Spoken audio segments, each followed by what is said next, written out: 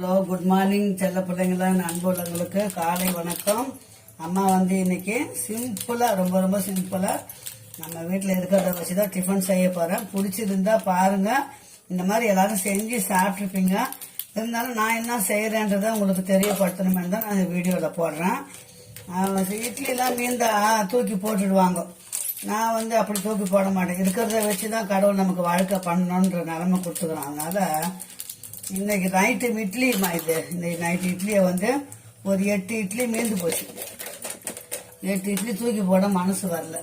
அதனால அம்மா சிம்பிளா ஒரு டிஃபன் செய்ய போறேன். வாங்க பார்க்கலாம், வீடியோக்குள்ள போலாம் வாங்க. ஒரு 2 ஸ்பூன் எண்ணெய் ஊற்றிக்கோங்க. ரொம்ப எண்ணெய் வேண்டாம், 2 ஸ்பூன் எண்ணெய் ஊற்றிக்கோங்க.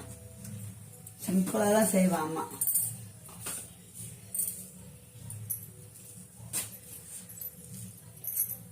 சூரிய வம்ச படத்துல சினிமா ஆக்டருங்களே செஞ்சு சாப்பிட்றது தான் இந்த டிஃபன். இப்போ கொஞ்சமா கடுகு போட்டுக்கலாம். எண்ணெய் நல்லா காஞ்சோன்னு போடுங்க. இப்போ எண்ணெய் ஊற்றியாச்சு, 2 ஸ்பூன் எண்ணெய் ஊற்றியாச்சு. கொஞ்சமா கடுகு போட்டாச்சு. 1 ஸ்பூன் உளுத்தம்பருப்பு போட்டுக்கோங்க.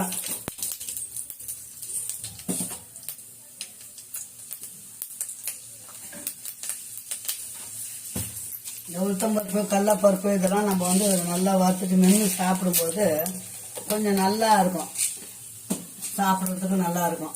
இட்லியை அதுக்கு முன்னாடியே இதை பாருங்க, அம்மா உதுத்தி வச்சுக்கணும் பாருங்க. ராத்திரி இட்லி தான் ஆவி வச்சு எடுத்து வச்சுட்டேன் ஃப்ரிட்ஜில். இப்போ அதை அம்மா தூள் பண்ணி வச்சுட்டேன். இப்போ கடலப்பருப்பு ஊற்றும் கொஞ்சம் வதங்கட்டும்.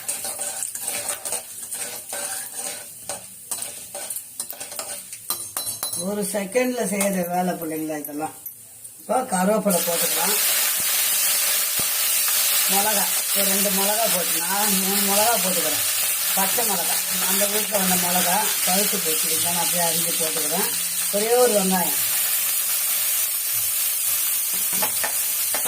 இட்லி உப்புமா எங்கள் மாமியார் செஞ்சு கொடுப்பாங்க. இதெல்லாம் எங்களுக்கு பெரிய குடும்பம், கஷ்டப்படுற குடும்பம்.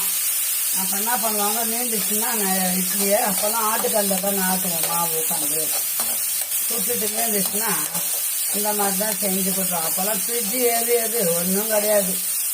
இந்த மாதிரி தான் போட்டு செஞ்சு கொடுப்பாங்க. கொஞ்சம் சீரகம் போட்டுக்கோங்க.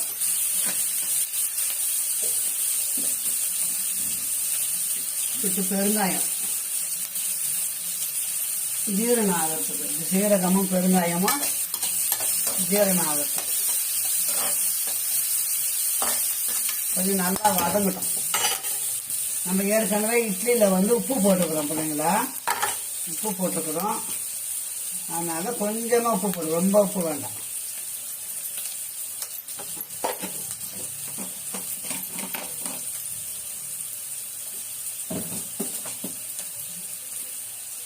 மிளகாத்தூள் போடுவாங்க எங்கள் மாமிலாம், அத்தைலாம். நான் மஞ்சத்தூள் போடுறேன். மிளகா கிள்ளி போட்டுக்கிறேன்.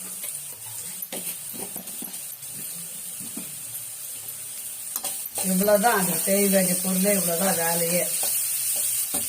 இப்போ என்ன பண்ணணும், இட்லி உப்புமா உதுத்து வச்ச உப்புமாவை இட்லியை கொட்டிடணும்.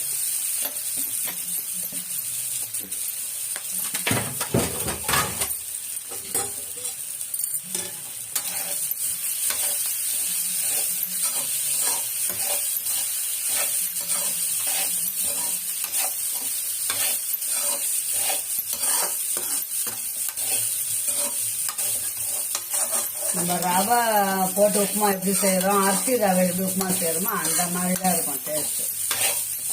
நான் அரிசி ரவை உப்புமா கூட இப்படிதான் பிள்ளைங்களா செய்வேன். அரிசியை காய வச்சு வீட்டிலேயே மிக்சியில் ரவையை உடச்சி வச்சுட்டு கொஞ்சம் ஒரு வறுத்துருவேன். 1 கிளாஸ் வறுத்துருவேன்னா 2 பேரும் சாப்பிட்ருவோம்.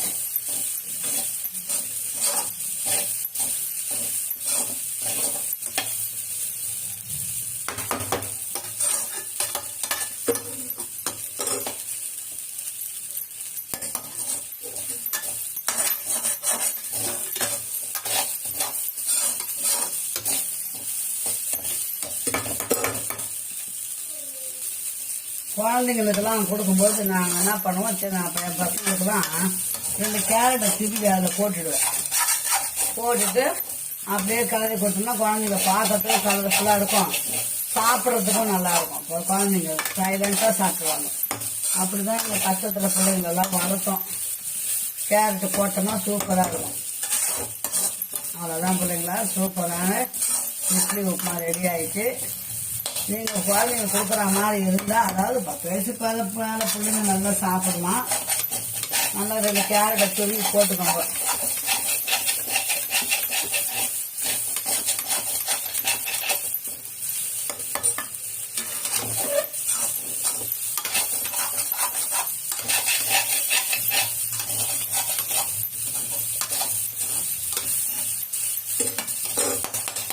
சூப்பரான இட்லி உப்புமா ரெடி ஆயிடுச்சு. வாங்க பிள்ளைங்களா சாப்பிடலாம்.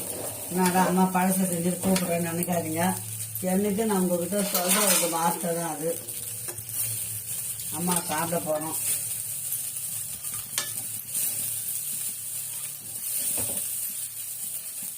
அப்பாவை கூப்பிட்டு வந்துட்டோம்னா வாங்க பிள்ளைங்களா, பாருங்க அம்மா செஞ்ச சூப்பரான இட்லி உப்புமா ரெடி ஆயிடுச்சு.